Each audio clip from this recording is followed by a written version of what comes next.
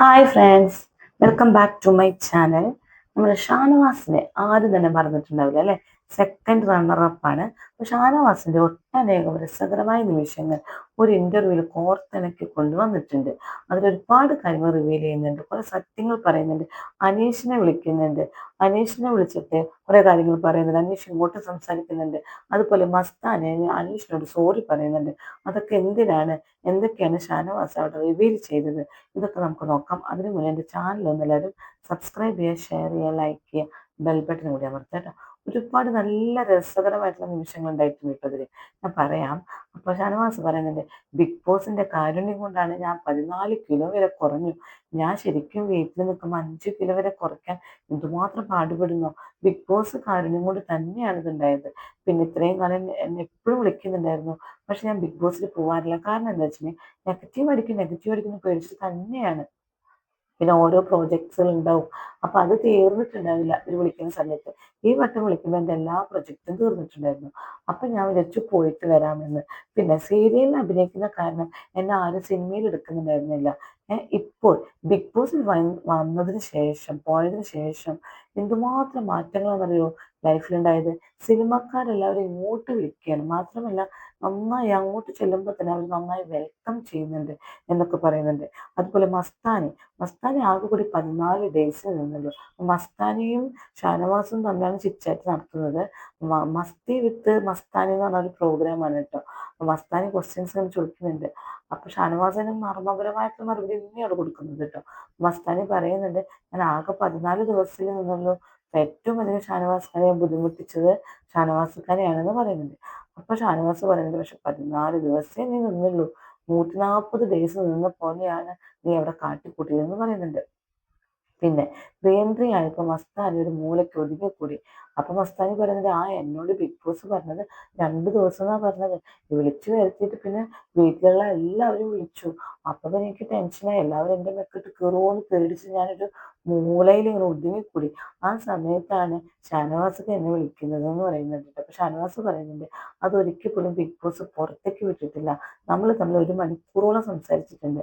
നീ റീ എൻട്രിയിൽ വന്നപ്പോൾ എനിക്ക് ഭയങ്കര പാവം തോന്നി ഒറ്റയ്ക്ക് ഇരിക്കുന്നത് കണ്ടപ്പോൾ. അപ്പൊ എന്നെ ദ്രോഹിച്ചതൊക്കെ ഞാൻ മറന്നു. അങ്ങനെ ഞാൻ നിന്നെ വിളിച്ചിരുത്തി സംസാരിച്ചതാണ്. 1 മണിക്കൂറോളം നമ്മൾ സംസാരിച്ചു. അതിലൊരുപാട് കാര്യം നിനക്ക് പറഞ്ഞു തന്നു. അപ്പോൾ മസ്താനി പറയുന്നത് ഒരുപാട് പോസിറ്റീവ് വൈബാണ് അതിൽ കിട്ടിയതെന്ന് പറയുന്നുണ്ട് കേട്ടോ. ഏറ്റവും കൂടുതൽ വഴക്ക് ഞാൻ ഷാനുക്കായിട്ടാണ് ഉണ്ടാക്കിയിരിക്കുന്നത്. അത് ഗെയിമിന്റെ ഭാഗമായിട്ടാണ് കേട്ടോ ഷാനുക്ക, അല്ലാതെ വേറെ ദേഷ്യം കൊണ്ടൊന്നല്ല കേട്ടോ എന്ന് പറയുന്നത്. പിന്നെ മസ്താനി പറയുന്നത്, ഏറ്റവും അധികം ബിഗ് ബോസ് 25, 26 മത്സരാർത്ഥികൾ ഉണ്ടായാലും അതിൽ ഏറ്റവും മോസ്റ്റ് ബ്യൂട്ടിഫുൾ മൊമെന്റ് സമ്മാനിച്ചത്, ബിഗ് ബോസിന് സമ്മാനിച്ചത് ഷാനവാസ് മാത്രമാണ്. കാരണം ആ പെങ്ങളുട്ടിമാരൊക്കെ തിരിച്ചു വന്നിട്ട് 3 പേരോട് കെട്ടിപ്പിടിച്ച് ഉമ്മ വെക്കുന്ന ഒരു സീൻ ഉണ്ട് അല്ലേ. ഒരാൾ ബാക്കിലും ഒരാൾ ഫ്രണ്ടിൽ നിന്നിട്ട് അത് ഷാനവാസും കരയുന്നുണ്ട്, അവരും കരയുന്നുണ്ട്. അങ്ങനെ നിൽക്കുന്ന ഒരു സീൻ, ആ മൊമെന്റ് എത്ര പേര് ആഘോഷിച്ചെന്നറിയോ എന്ന് പറയുന്നു. ഷാനവാസ് ഞാൻ റിയൽ ആയിട്ട് ചെയ്തതാണ് അതൊക്കെ, അല്ലാതെ ഞാൻ അഭിനയിച്ചതല്ല എന്ന് പറയുന്നുണ്ട് കേട്ടോ. എന്താ വെച്ചിട്ടുണ്ടെങ്കിൽ അതിലെ പുറത്താക്കാനുള്ള സീക്രട്ട് ടാസ്ക് കിട്ടിയപ്പോൾ മുതലേ ഞാൻ ഒരു സീക്രട്ട് ടാസ്ക് തന്നെ ഞാനത് നാശാക്കിയിരുന്നു. അത് ഞാൻ അറിഞ്ഞുകൊണ്ട് നാശാക്കിയതെന്ന് പറയുന്നത് പിന്നീട് പറയാം കേട്ടോ. അപ്പോൾ ഞാൻ എന്താ ചെയ്തേ, ആദ്യം തന്നെ അക്ബറിനെ പോയിട്ട് പിടിച്ചു ആദിലയെ പറയാൻ വേണ്ടിയിട്ട്. അങ്ങനെ എല്ലാവരെ കൊണ്ടും ആദിലയെ ചീത്ത പറയിപ്പിച്ചു. എന്നിട്ട് ഞാൻ ഓരോരുത്തർ പറയുമ്പോഴും ഞാൻ അങ്ങനെ കൈയടിക്കും. അതിന്റെ ടാസ്ക് ആയിരുന്നു. പക്ഷെ ആദിലയ്ക്ക് അറിയില്ലല്ലോ. ആദില ഞാൻ കൈയടിക്കുമ്പോൾ അവളെ കണ്ണുകൾ ചുമന്ന് തന്നെ ഞാൻ തുറച്ചു നോക്കുന്നതായിരുന്നു. ആ വൈരാഗ്യം എനിക്ക് കാണാമായിരുന്നു എന്ന് പറയുന്നത് കേട്ടോ. പിന്നീട് ആദ്യം ഞാൻ അവരെ ഗെയിമിന്റെ ഭാഗമായിട്ടാണ് കൂടെ കൂട്ടിയത്. പിന്നീട് എനിക്ക് ഭയങ്കര ഇഷ്ടപ്പെട്ടു എന്ന് പറയുന്നത്. പിന്നെ ആദിലയെ പുറത്താക്കിയതല്ല, അതൊരു ഗെയിമാണ്, സീക്രട്ട് ടാസ്ക് ആണെന്ന് അറിഞ്ഞപ്പോൾ തിരിച്ചു വന്നിട്ട് ആതിര വന്ന് കെട്ടിപ്പിടിച്ച് 3 പേര് നിൽക്കുന്ന ഒരു സീനുണ്ട്.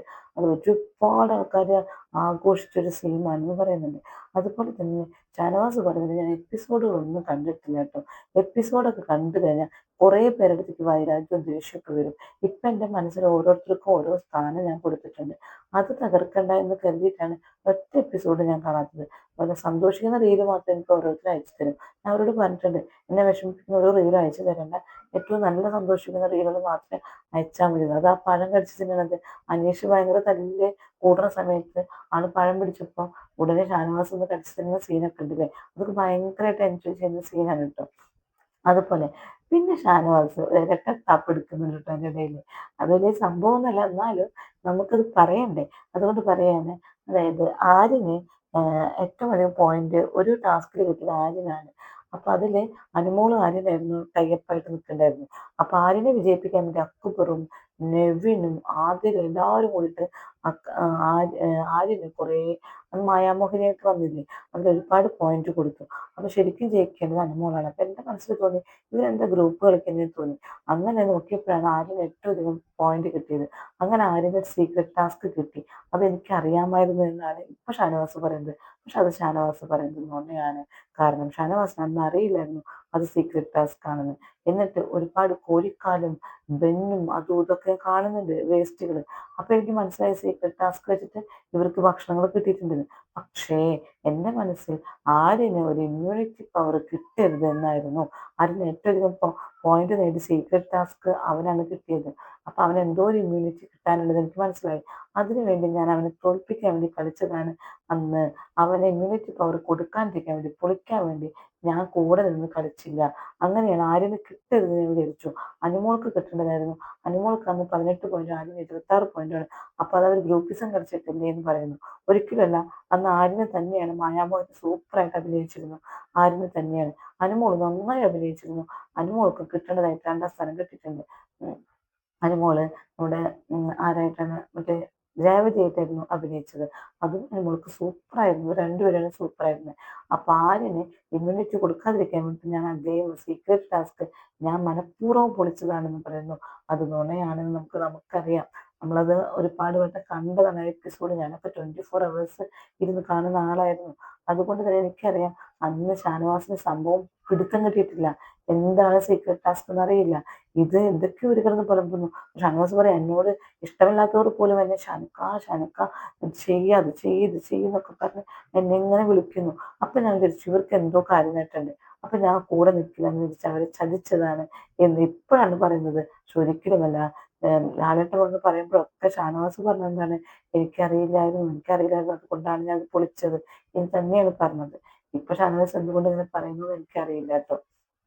ഇനി ഷാനവാസക്ക ആദ്യം കോമ്പ് പിടിക്കുകയാണ് എന്ന് അനീഷിനായിട്ട് കോമ്പ് പിടിക്കുകയാണെന്ന് എനിക്ക് തോന്നിയിരുന്നു എന്ന് മസ്താനി പറയുന്നു. പിന്നീടാണ് മനസ്സിലായത് നിങ്ങൾ ഭയങ്കര സ്നേഹത്തിലാണ് എന്ന് എനിക്ക് തോന്നിയത് എന്ന് പറയുന്നുണ്ട് കേട്ടോ. അപ്പൊ പറയും ഷാനവാസ് പറയേണ്ടത് ഒരിക്കലല്ല, ഞങ്ങൾ ഒരിക്കലും കോമ്പ് പിടിച്ചിട്ടില്ല. അവന് ഒറ്റപ്പെടുന്ന സ്ട്രാറ്റജി എടുക്കുന്നു എനിക്ക് കണ്ടപ്പോൾ അവനെ പിടിച്ചൊന്ന് കുടയണം തോന്നി. അങ്ങനെയാണ് അവനിലേക്ക് അടുക്കാൻ വേണ്ടി ഞാൻ തോന്നിയത്. ഭയങ്കര സ്ട്രാറ്റജിയാണ് എടുത്തത്. എൻ്റെ അഭിപ്രായത്തിൽ അവൻ ഭയങ്കര സ്ട്രാറ്റജി എടുത്ത് കളിച്ച ആൾ തന്നെയായിരുന്നു. പക്ഷെ ഞങ്ങൾ രണ്ടുപേരും അങ്ങോട്ടും ഇങ്ങോട്ടും ഗെയിം കളിക്കാൻ പറഞ്ഞിട്ടില്ല. അങ്ങോട്ടും ഇങ്ങോട്ടും നോമിനേറ്റ് ചെയ്യുന്നുണ്ടായിരുന്നു. അങ്ങനെ ഞങ്ങൾ അങ്ങോട്ടും ഇങ്ങോട്ടും കളിക്കുന്നുണ്ടായിരുന്നു. ഒരിക്കലും ഫ്രണ്ട്സാന്ന് പറഞ്ഞിട്ടില്ല. ഒരുപാട് കാര്യങ്ങൾ ഞങ്ങൾ തല്ലുകൂടിയിരുന്നു എന്നൊക്കെ പറയുന്നുണ്ട് കേട്ടോ. ഇപ്പോ ഇറങ്ങിയതിൽ പിന്നെ ഡെയിലി 3 വട്ടം എന്നെ അവൻ വിളിക്കുമായിരുന്നു. കാരണം എന്താ വെച്ചാൽ ഏറ്റവും അധികം അനീഷാണ് എന്നെ വിളിക്കുന്നത്. ഞാൻ അങ്ങോട്ടല്ല. കാരണം എൻ്റെ 14 വർഷത്തെ എക്സ്പീരിയൻസ് വെച്ചിട്ട് അവൻ എന്നെ നിന്നിട്ട് ഒരുപാട് കാര്യങ്ങൾ അറിയേണ്ടതായിട്ടുണ്ട്.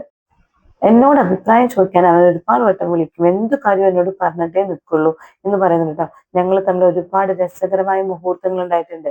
ഇത്രയും മുഹൂർത്തങ്ങൾ ഉണ്ടാകുമ്പോൾ പിന്നെ എങ്ങനെയാണ് ഞങ്ങൾ തമ്മിൽ സൗഹൃദം ഇല്ലാതിരിക്കുക അല്ലെ? ആ പഴം കടിച്ചതൊക്കെ നല്ല രസകരമായ മുഹൂർത്തം തന്നെയായിരുന്നു കേട്ടോ. അപ്പൊ പറയുന്നത് അന്ന് അന്വേഷിച്ചിട്ടൊന്ന് വിളിക്കൂ. അതിനെന്താ, ഞാനല്ല അധികം അവനെ വിളിക്കാറ്, അവൻ എന്നെ വിളിക്കാറ്. എന്നാലും ഞാൻ വിളിക്കാന്ന് പറയുന്നുണ്ട് കേട്ടോ. ഇത് അനീഷിനെ വീഡിയോ കോൾ ചെയ്യുന്നുണ്ട്. അപ്പൊ അനീഷ് എടുക്കുന്നുണ്ട്. എന്താ ഇങ്ങനെ നിൽക്കുന്നേ? അപ്പൊ അനീഷ് ശരിക്കും ഫോട്ടോയ്ക്ക് പോസ് ചെയ്യുന്ന പോലെയാണ് നിൽക്കുന്നത്. എന്താ അവിടെ ചെയ്യുന്നേ? ഞാൻ വിളിക്കുന്നത് നിനക്ക് അറിയോ? മുൻകൂട്ടി അറിഞ്ഞിരുന്നോ? ഷൂട്ട് ചെയ്യാണോ എന്നൊക്കെ പറയുന്നുണ്ട് കേട്ടാ. അപ്പൊ അനീഷ് പറഞ്ഞു ഇല്ല ഇല്ല, ഞാനൊരു സ്ഥലത്തേക്ക് പോകാൻ റെഡിയായി നിൽക്കാണ് ഷാനവാസ്. അപ്പൊ നീ എന്താ ഇവിടെ ഫോട്ടോ എടുക്കുന്ന പോലെ നിൽക്കുന്നേ?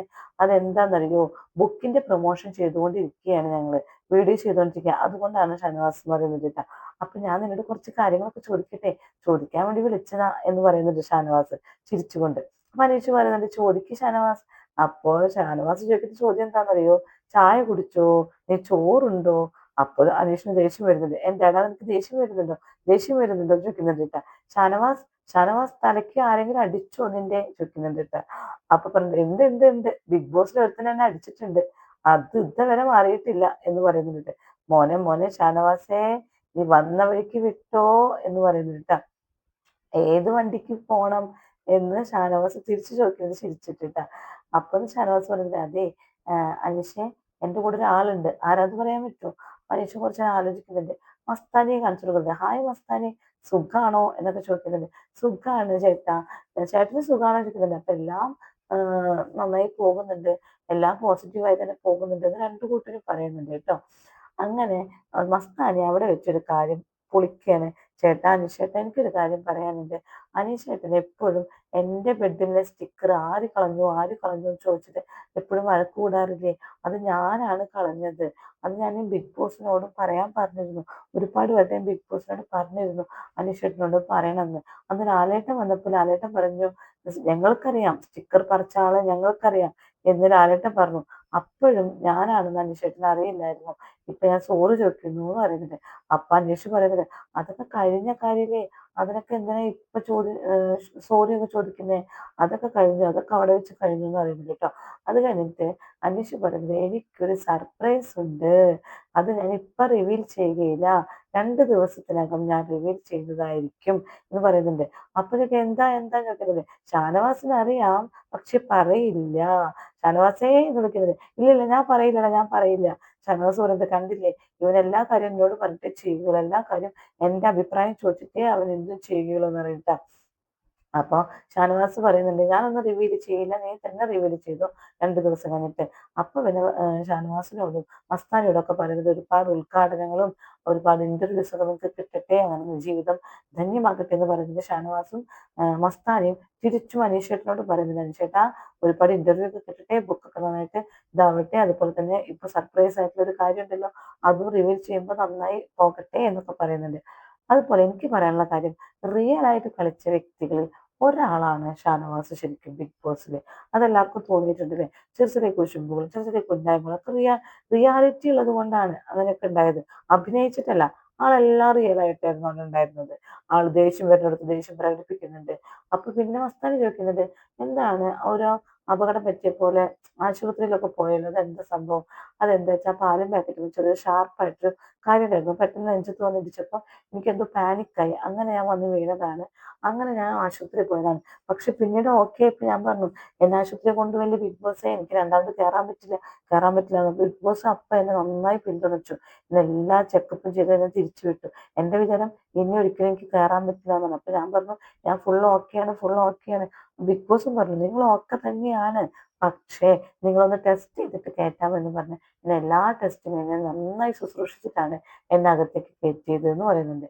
പിന്നെ ഷാനവാസ് ചെറിയ ചെറിയ പരിഭവങ്ങളും പറയുന്നുണ്ട് കേട്ടോ. ബിഗ് ബോസ് എന്റെ നല്ല നല്ല മുഹൂർത്തങ്ങളൊന്നും പുറത്ത് കാണിച്ചിട്ടില്ല, ഞാൻ ഒരുപാട് പേരെ ഉപദേശിക്കുന്നുണ്ട്, മസ്താനിയൊക്കെ 1 മണിക്കൂർ നേരം ഇരുന്നിട്ട് നന്നായി ഉപദേശിച്ചു, അതൊന്നും ബിഗ് ബോസ് പുറത്ത് വിട്ടില്ല. അതൊക്കെ എന്തുകൊണ്ട് വിട്ടില്ല? അതൊക്കെ എനിക്ക് നല്ലൊരു വീക്ക് പോയിന്റ് അല്ലായിരുന്നത് ബിഗ് ബോസ് എന്നൊക്കെ ചോദിക്കുന്നുണ്ട് കേട്ടോ. അങ്ങനെ അവരുടെ ആ ഇന്റർവ്യൂല് മസ്താനിയും ഷാനവാസും കൂടി നന്നായി അടിച്ചു പൊളിച്ച് ചിരിച്ച് കളിച്ചിട്ട് തന്നെയാണ് ഇന്റർവ്യൂ നടത്തിയത്. സൂപ്പർ ആയിരുന്നു കേട്ടോ ഇന്റർവ്യൂ കണ്ടത്. അതിന്റെ ഉള്ളടക്കമാണ് ഇപ്പൊ ഞാൻ ഈ പറഞ്ഞത്. ശരിക്കും 1 മണിക്കൂർ നീണ്ടൊരു ഇന്റർവ്യൂ ആണത്. അത് ഞാൻ മൊത്തം കേട്ടുകൊണ്ട് അതിന്റെ ഉള്ളടക്കമാണ് നിങ്ങളുടെ അടുത്ത് ഞാൻ പറഞ്ഞു തരുന്നത് കേട്ടോ. Okay, thank you.